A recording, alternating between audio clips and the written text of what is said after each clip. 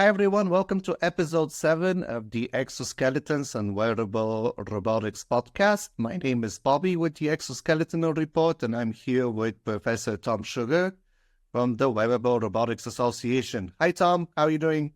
I'm doing well. It's good to see you again, Bobby, and it's been fun. I hope that this is enjoyable to people. Please connect with us if you're interested in working on this. Thank you. Yeah, absolutely. Please do. So we are starting to finish the end of our high-level overview of the exoskeleton industry. In episode 1, we did a quick and dirty 15-minute overview of what in the universe is an exoskeleton or a wearable robot. Then in episode 2, we did the breakdown of the types of exoskeletons. Episode 3, we did the applications of occupational and industrial exoskeletons. Then episode 4, we talked about military exoskeletons and what they can be used for and what people have tried to do with them in the past. Episode 5 was the applications to consumer and recreational exoskeletons. And finally, episode 7, we touched upon medical exoskeletons, which was a little bit more challenging, right, Tom? Yeah, that was episode 6, and I think the episode 6 was on medical exoskeletons.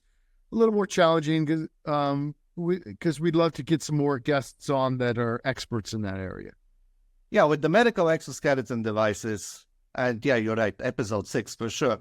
With the medical exoskeleton devices, we don't want to hype the technology to the point where we get people that can use it right now and have disabilities or a need and the desire to get their mobility back or do physical rehabilitation faster.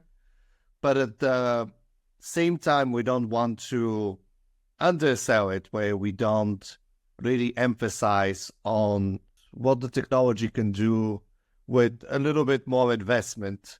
Mm-hmm. So it's that fine dance. Don't get people's hopes up, but also be able to explain that, yeah, this stuff is exciting. Yeah, there's a lot of really good technology out there and to help with rehabilitation and to help with spinal cord injury. So what are we going to focus on today, Bobby, for episode 7? Right. So episode 7, I think that it's time to talk about some of the reasons as to why we're not seeing mass adoption of this technology. Because we've talked about all the potential benefits. We've talked about all the good. So I think anyone would ask, well, why am I not seeing this on the street? Why am I not seeing this everywhere that I go? If it is so good, where is it? Mm-hmm. Yeah, I think all of us in the community would love to see faster adoption of these systems. And I think this is an important episode because I think we all need to think about how to come together as a community and really see how we can increase the adoption of these systems. Where would you like to start? This is meant to be conversational and light. Sure. I guess I'd like to start, and it's hard to get people to wear things, right? I'm just thinking out loud, like, you're supposed to put sunscreen on. You're supposed to wear a baseball cap. When I was at work, I worked 5 years in industry, doing, waterproof footwear, waterproof systems. When you're at the manufacturing floor, and you were on the manufacturing floor too, Bobby, you were supposed to make sure you had your earplugs in, put your safety goggles on, have your steel-toed shoes, and it's hard to convince people to wear things, and I think that's maybe a first place to start. What do you think? I think that is a wonderful starting point, and I did not even think of it. It's part of the name even. It's Wearable Robotics.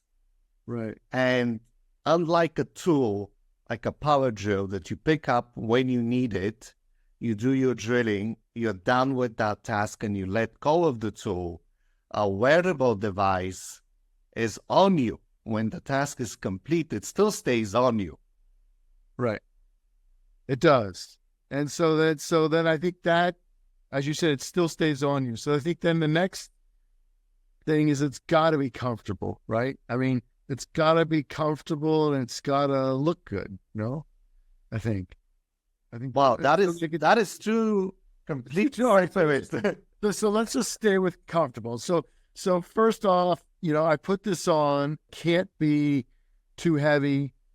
It can't make me kind of hot and sweaty. If I put a shoulder device on, I thought about this for a while. So these are some thoughts that have come to me, is that I'd like the device to be, less than 8 to 10 pounds, right? Because if I put this on and it feels heavy, I'm not going to want to wear it. Any other thoughts on the idea of comfortable?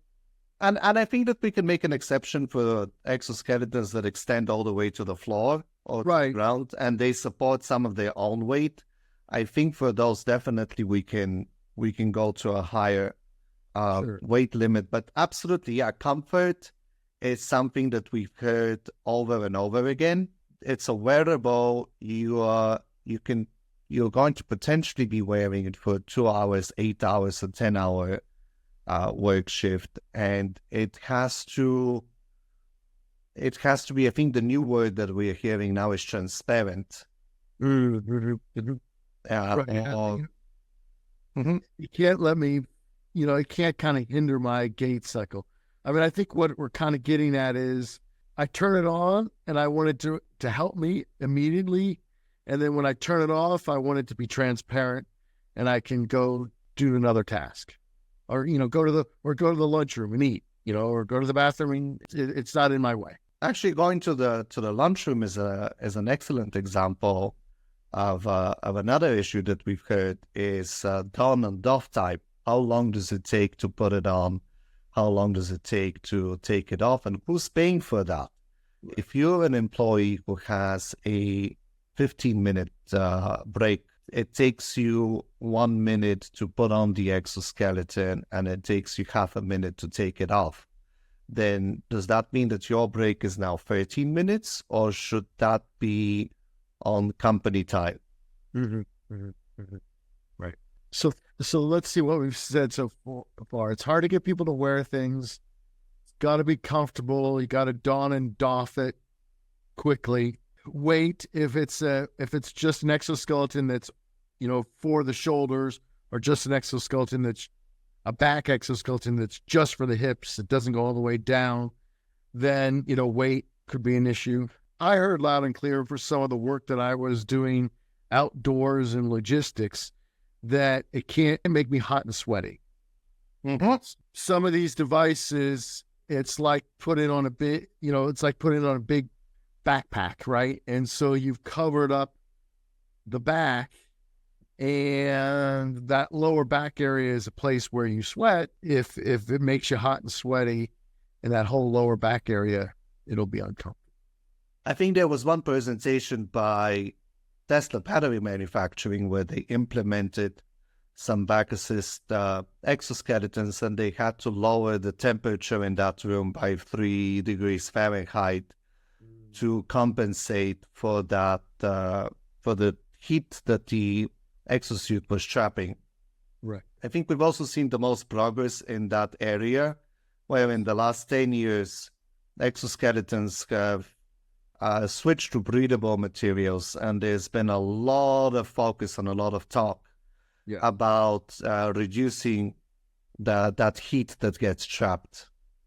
You bet. And I think, there's the some of these exosuit systems where they're fabric and cloth based and more breathable, and new, just, version 1, version 2, version 3 designs. And yes, I think that's an important point. And even for some of the exoskeletons, some of the straps, we've seen straps that are now made of breathable materials. We've seen a layering between, like an interface of breathable material where air can flow through, it can wick moisture that's between the hard frame or solid exoskeletons. We've also seen 3D printing where a mesh, a custom fit mesh is used of a semi-soft composite to attach to the person, and then that is completely breathable because it's as much as 80% empty space. I'll give a shout out. There's an expert at ASU in heat transfer, And I'll just say that he has a mannequin that can actually walk and move, and they'll use it indoors and outdoors, and they've been using it to test heat and heat related issues because boy, it's still hot here in Phoenix, Bobby. It's supposed to be like 110, 115 still in October, and we've never seen this before. So we've got a lot of heat here in Arizona, and heat exhaustion, heat stress is an issue. And so we know, hopefully these exoskeletons will help with lifting and moving, and so reduce the work and reduce the fatigue. So you get some reduction there, and then if they're breathable, they'll get some more reduction there as well. 10 out of 10. Then the other thing that you already touched upon was that it needs to look good. And this is something that we usually don't talk about in the exoskeleton industry, but my partner and the person that supports financially the Exoskeleton report right now, Tree, he's a communications and marketing major, and for 10 years, he has always told me, it's like, this is so hideous. You will never catch me wearing this. Yeah, it gets back to, I was in the footwear industry doing, waterproof footwear, and I was told that when you buy a piece of footwear, you actually buy it looking at it, and then you put it on. So no one will put on a piece of footwear if they don't like the way it looks on the shelf. And then, wow, that is a great anecdote. I have not even thought about that. Yeah. So no one will even put the shoe on unless it looks good. And then it's tricky because we were making, we did lots of footwear. We did military footwear and consumer footwear and things. And we were trying to make it waterproof and breathable. So it was a little bit bigger or bulkier. And it was like, well, no, it's got to look good, It's got to look good. Then returning back to the mannequin that can Sure. move, I think I've heard the concept of static fit versus active fit. So the exoskeleton has to fit, and in pictures we tend to see and tend to imagine how it would fit when you're standing still, which is what's called the passive fit. Mm-hmm. But in addition to the device and the wearable fitting you when you're standing still, there's a whole separate issue of fitting it once you start moving. Yeah. I mean, you can easily see that once you start moving, is there any pinch points? Is there any chafing? Does that Velcro rub on you or whatever? And when you say chafing, I actually did my bachelor in that in forces that are tangential to the body, in shear forces. Okay. So that's another good example, I think, of an active fit, is the exoskeleton needs to have the proper freedom of movement, so the straps don't try to pull or slide down against your body, because then you're going to get that tangential force against the body where you start getting a rubbing and chafing. And I also think about active fit is just that the exoskeleton, when you're talking about this, doesn't slide down, where, we've worked on some knee designs and knee braces, and that was the trickiest thing because your leg is shaped kind of like conical, and so that the exoskeleton wants to slip down, where at the hips, you could tighten it up with a belt, or the ankle systems we did, you could kind of lock it into the footwear or lock it into the shoe, or that type of thing. But yeah, I think that's, does it slip? Because also I think, this maybe is an important point too, is that as engineers and robotics people, we think that the joint just moves in one direction. And I think you mentioned this in a previous podcast where the shoulder is one of the most complicated joints. But I was just still thinking about let me stay with the knee for a second, and then I'll let you talk about the shoulder. But the knee, you think, it's just a hinge joint, but it's not a hinge joint. It's a hinge and then actually slides a bit, a prismatic. Or maybe you could comment a little bit about that too, where we want to make jointed exoskeletons, but but the human is not just a simple joint. Right. Then the knee is a great example where, as you're bending the knee, there's rotation, but there's also translation. Yeah. So you tend to see it in toys and everywhere else, approximated as a single degree of motion joint, but that's not how it works. And depending on what the exoskeleton is doing and how it's been designed, it can end up with that exact misalignment once you start moving. That kinetic fit, that active fit. And I've seen some really interesting exoskeletons. I think the Warrior Web project had a self-aligning knee exoskeleton that had, I think it was 5 or 7 joints that all lined up linearly. They did a really nice work in that. And I know that I think there's some really nice knee work out of Canada as well. And they spent a lot of time thinking about that knee joint. But I remember them in that Warrior Web project, that research group spent a lot of time designing a really nice knee joint. You bet. Mm-hmm. And now we can start combining some of these concepts, the dogged off time with static and kinetic fit. We've heard repeatedly from the medical industry that it's taking a long time to get a physical rehabilitation patient inside an exoskeleton for walking assistance and to get all the distances lined up and adjusted.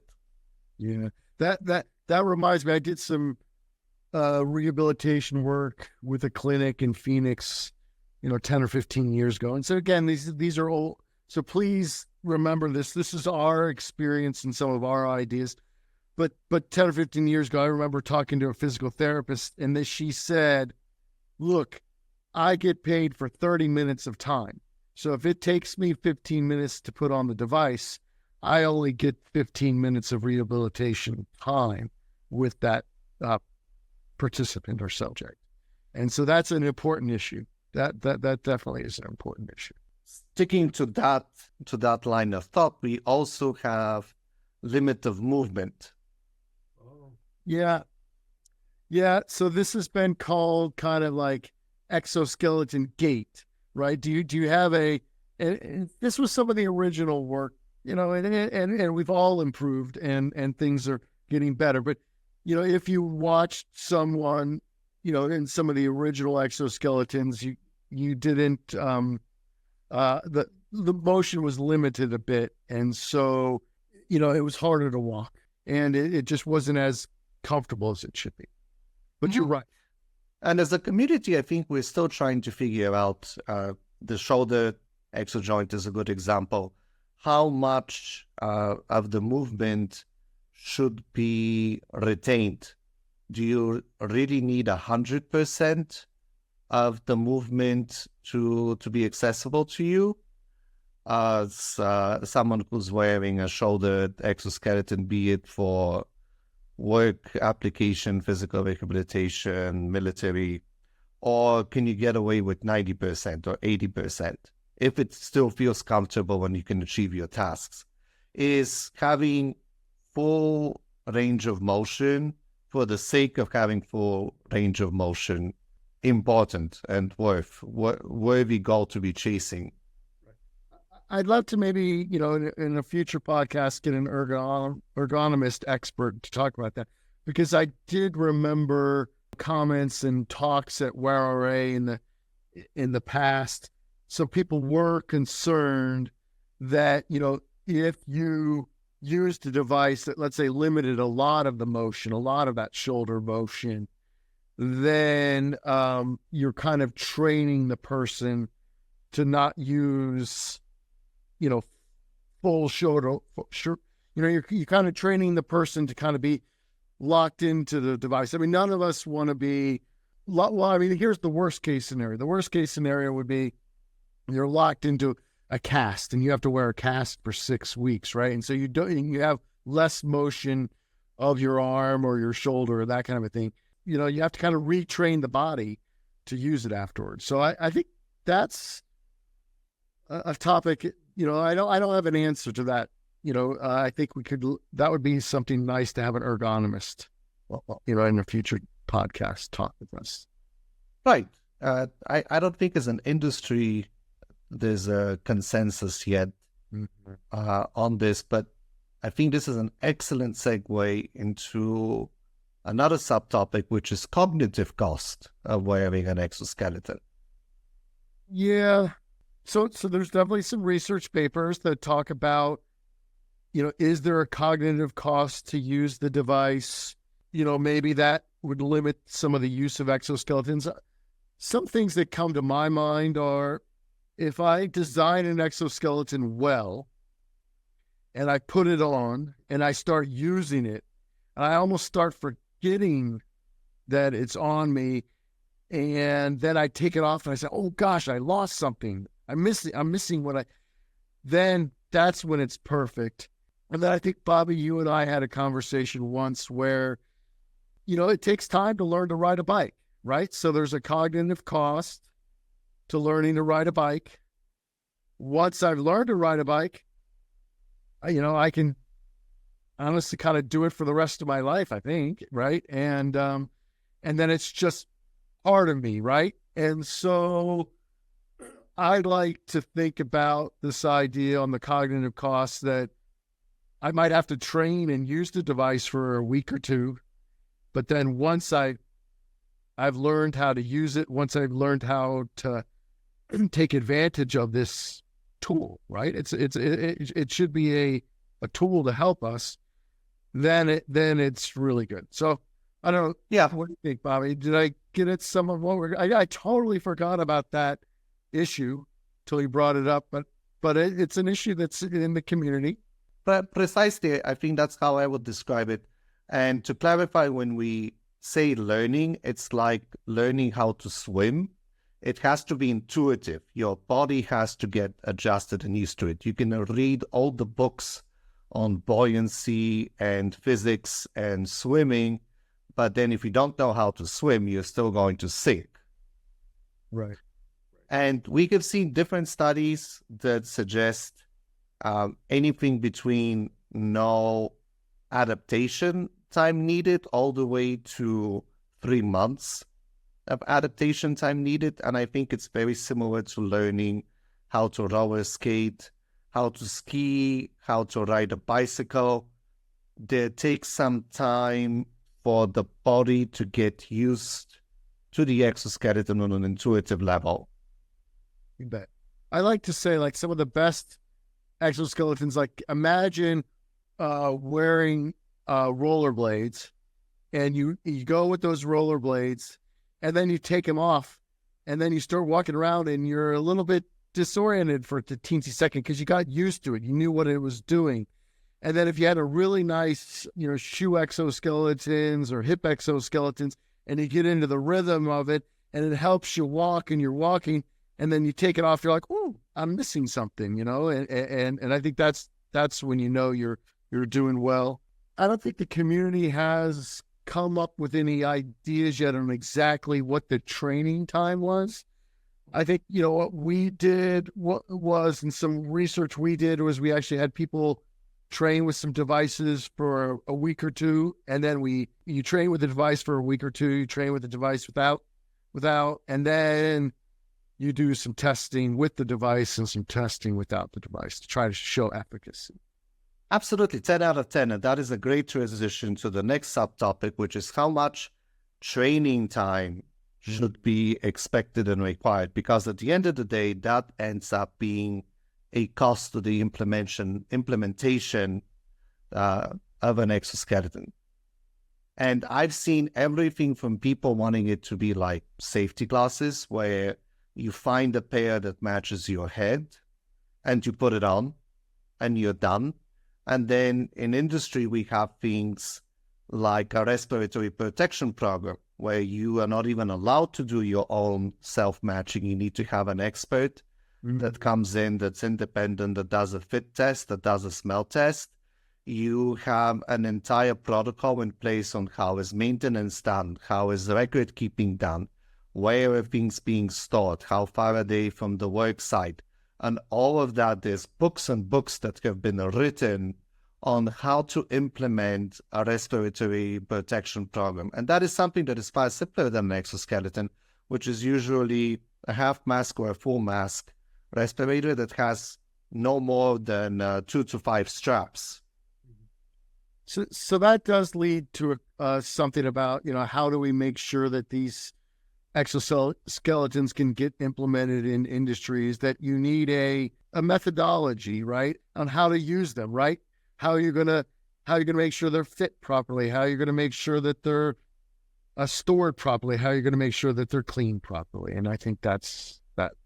And there's some, and if I'm correct on this, Bobby, please correct me on this. ASTM is working on guidelines in some of those areas, so people could go out and see some of the different work that's been done, right? People are thinking about these issues. But if I feel as a company, you're going to have a place where you store the device, a place where you clean the device, and a place on how to train them how to use the device. Yes. Right. And maintenance as well, because we have heard individual unique horror stories of the original implementer leaving the company, the employees still using the exoskeletons. They have fallen into disrepair, but they haven't been trained to know how to spot damage or parts that need to be replaced, and then leading to a failure and a full incident report. Oh, okay. Yeah, I mean, whatever I've been in manufacturing and you've been in manufacturing, and, whatever you implement, on the manufacturing floor, it's you've got to have a methodology, and you have to, and if something happens, you have to have safety reports and things. Yeah. Mm-hmm. And then that leads into another subtopic is when you're implementing an exoskeleton, who needs to be involved? I'm not an expert in that area, but again, maybe that's for a nice podcast where we could get some, people that have done that, Yeah, and there's been some research papers from Europe on how to do this. I think it was called like a pathway to exoskeleton mass adoption. And I really resonated with that paper, that on the surface, the end goal is you're trying to get an exoskeleton to be used by the end user. That could be a professional, that could be military personnel, that could be that could be any type of person. Then you have the manager, you have health and safety department, you have manufacturing engineering. The process protocol might need to be changed to allow for time. Mm-hmm. So it's a really deep topic that you're absolutely right, deserves a completely different podcast on its own. And I think there's some to call out. I think that there's some technical experts that have done some master classes at National Ergonomic Society conferences and things like that. Some real ergonomist experts that done some master classes. I see. Yeah, we see material come out on that, but it is still a hurdle. I think it remains a hurdle to mass adoption. Mm-hmm. Well, let's go back and summarize a little bit. Comfort. It's got to look good. I don't want to get hot and sweaty. Fit, and so you call it static fit. I like the word you use, active fit. So static fit and active fit. How are you going to implement this in the factory? And I think another big one, now it's coming back to me, good, is we keep hearing that the wrong exoskeleton was purchased for the wrong task. I think, that's something for the industry. We can't oversell ourselves. We want to, and that's, the customers and the producers need to work together to find, where are those huge wins right there at the beginning. And I think we've heard some of the huge wins being, if your arm is above your head for a couple minutes, and it's more of people like to use the words, more of a static type of task. We've seen definitely some adoption, big adoption there. Then, in the back, on logistics tasks, if you're kind of leaned over for a while, you got to put things into a basket, into those crates that you talked about. We definitely need defined tasks that the exoskeletons fit really well, and then push those. And vice versa. Get better with task matching. I think with time we will get intuitively better. Like with the car industry, intuitively that if your goal is to get your kids to school in the morning, you don't need a multi-axle big rig truck that's for transporting cargo containers. It will get the task done, but it will cost you a lot more fuel, and good luck finding a parking spot for it. And vice versa, if you have a family of 5 or 6, not to get a sport coupe that has only 2 doors. But all of that is on the intuitive level. With automation, you have companies that for 30, 40 years now have done nothing but that. They work with manufacturers to identify which automation solution is best for their needs. No one expects the local team for a manufacturing site to know the latest and greatest that is in automation technology. You get an expert and a contractor to go in and do that matching for you. And with exoskeleton technology being so new, we keep hearing that there's a task that's been identified, and then just the exoskeleton didn't work out for it. And another subtopic that we've heard in addition to that is that there was a task that was identified, but even though that task was difficult, it did not result in enough fatigue to cause injury. So when then the exoskeleton was applied, it didn't have a net benefit. That leads me maybe into one last, or there could be a couple more, but one last topic is cost, because you're talking about net benefit.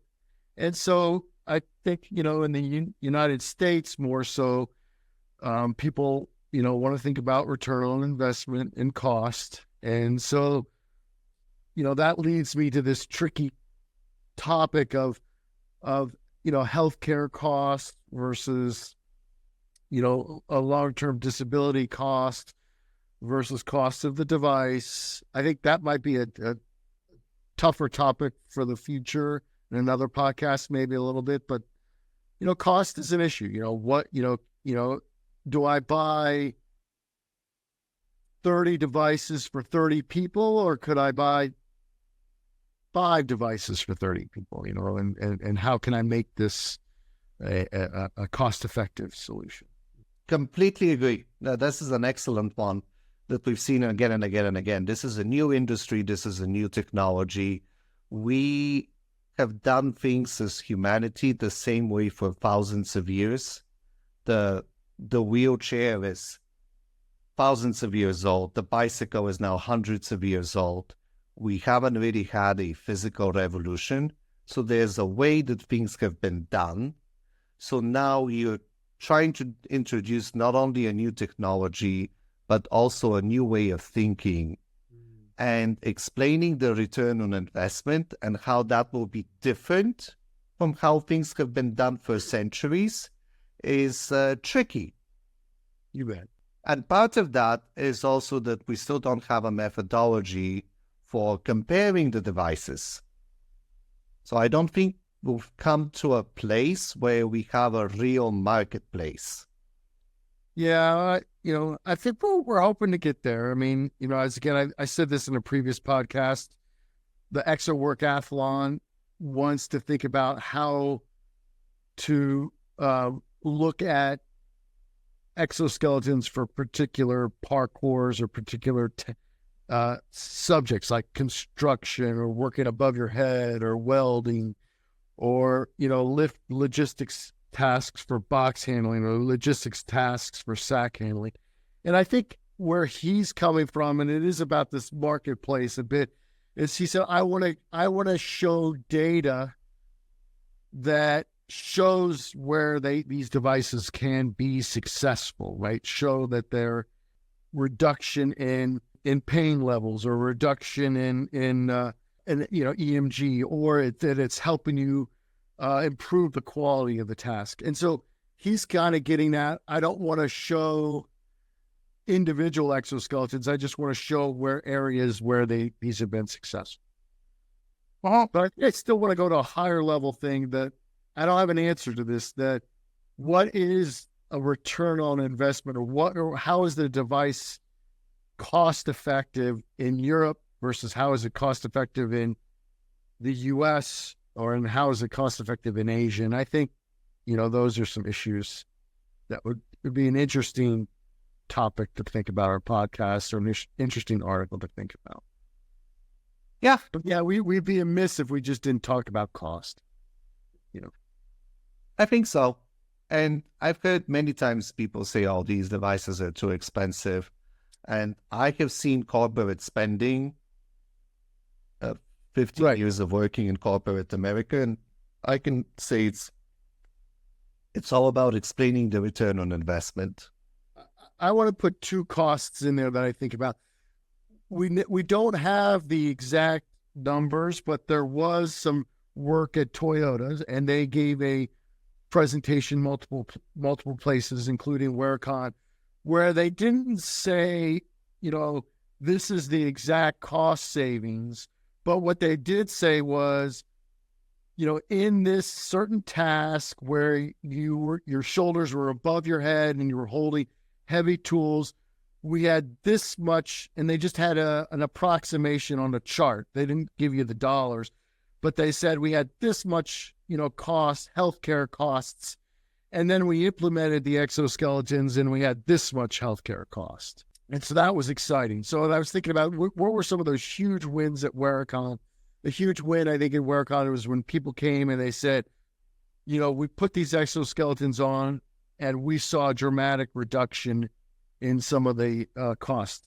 Remember, Bobby, there was a insurance company that said, we think that these exoskeletons are doing a good job, and so we'll actually help to pay for some of the cost of an exoskeleton to reduce that workers' compensation insurance cost. Or maybe of the company, but because I don't know if they're still doing it or not. But I'm not sure.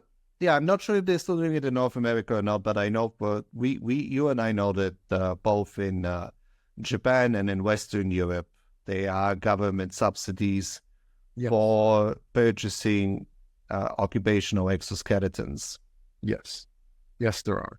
There in Europe, because the government knows how many days off of work were caused by musculoskeletal injuries, and they have a huge number and a huge lump sum, because the government can say, well, I saw it here, I saw it in this this manufacturing plant, but I also saw it in this other manufacturing plant, and I saw it in this this airplane manufacturing plant or whatever, and they can lump the data together. Then they can say, wow, we do need some tools to reduce the cost of days off of work, right?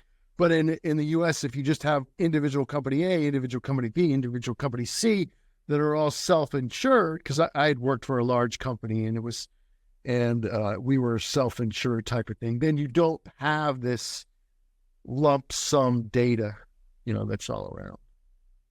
Yep, excellent point. Great overview. Yeah. So I think these are quite a few obstacles that we've touched upon.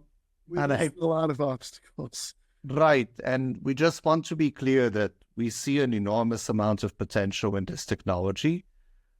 And it's really normal for new technology to need additional investment and interest in order to clear those hurdles and make it more accessible and perfect it. Big hurdle to adoption is we still haven't demonstrated and popularized the golden application for exoskeletons. Yeah. The way that personal computers had computer gaming, recreational gaming, or people discovered that they can do complicated spreadsheets easier using computer technology. I think ship design and doing simulations on buoyancy and ship stability was one of the very first computer applications. I believe Disney was one of the first companies to buy personal computers in order to do sound testing of echoes in movie theaters. And you had some. I was going to say, you and I had this conversation where we need the spreadsheet application, and I think maybe we have some.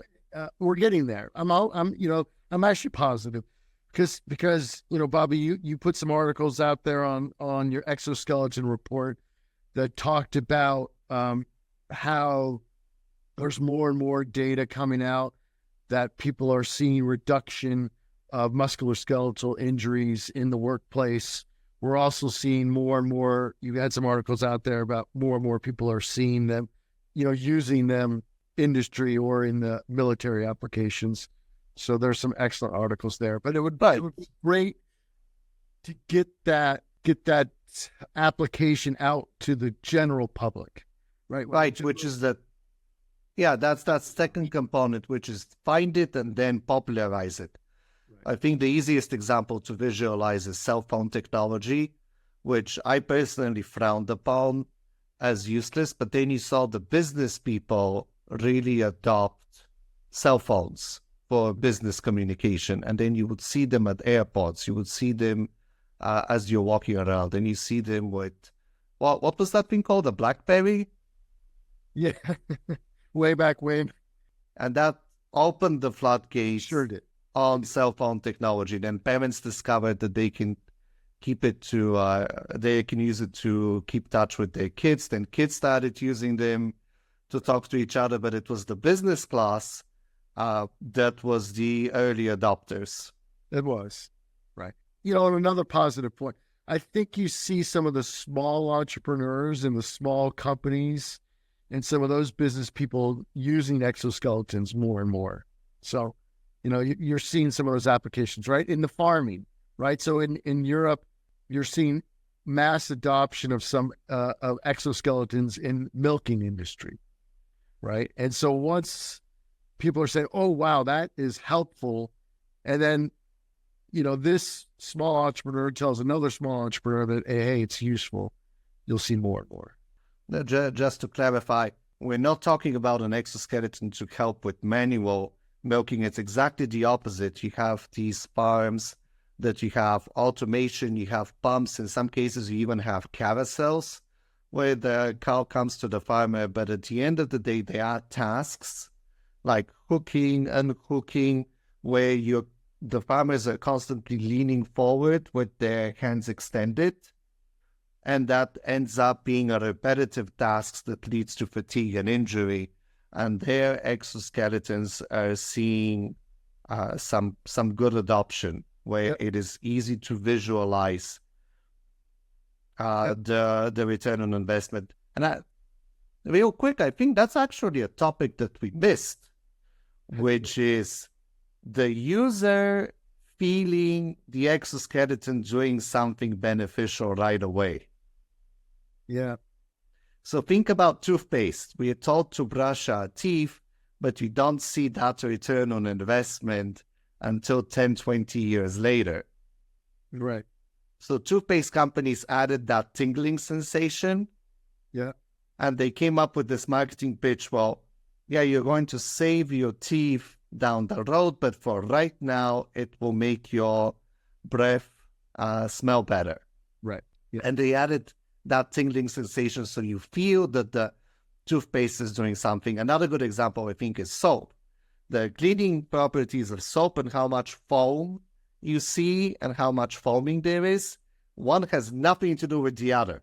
That is just a visual cue of surfactant being added to create bubbles. But it is not cleaning your hands. It's just a visual cue that you're doing something right now. And we've heard that repeatedly with exoskeletons, is that people want to feel the exoskeleton doing something right away. Yep. But I also still like to add on that, feel that it's helping, but then it all of a sudden starts to become intuitive and you just use it and like it. And then when you take it off, you're like, oh, I missed something. Because I can't tell you how many times when like I've built some powered exoskeletons where if it's pushing too much and it's kind of forcing you to do something, you get scared of it and you don't like it. But if you put it on, it's just helping you at the right time with the right amount of force, then and then you're like, I'm not sure if it's doing something, but I think it's helping. And then you take it off and then it works. So actually, I think maybe a selling point would be is tell someone to put on the shoulder exoskeleton, have them do a couple movements up and down, then turn the switch off and then have them do the movement. Like, oh, I'm missing something, and then turn the switch back on. So, anyway, something like that. But yeah, and that's maybe the last point is timing. We've seen this being brought up again and again, that people move in a unique way. They do. So that assistance almost needs to be timed uniquely and exclusively to them. Yes. So thankfully, with the advent of artificial intelligence and other tools, that is becoming more and more feasible. Yep. There was even a study, I think, where powered exoskeleton users had no idea what they were adjusting. It was just a blind screen. And over again, users would set the time of assistance in addition to the magnitude of assistance to the same setting that they like. Even though they couldn't see what they were doing, they would just randomly adjust the settings and they would almost always reach the same place. And between users, it was a different setting. Okay. I think that was an interesting discussion on, I think, what are some of the hurdles, but I think we're ending there on also where some, places to go, some things to do, where the industry can grow. I'd like to end on saying, why we're doing these podcasts is just to try to communicate, what we've thought about over the last, 10 to 15 years. And again, it's a call to action to people. Let's collaborate as a community to try to really grow more mass adoption. And if these are interesting to you, please reach out to us. And also, if you'd like to be part of this, please reach out to us. Any other thoughts, Bobby? I couldn't have said it better. I think there's an American expression, rising tide raises all ships.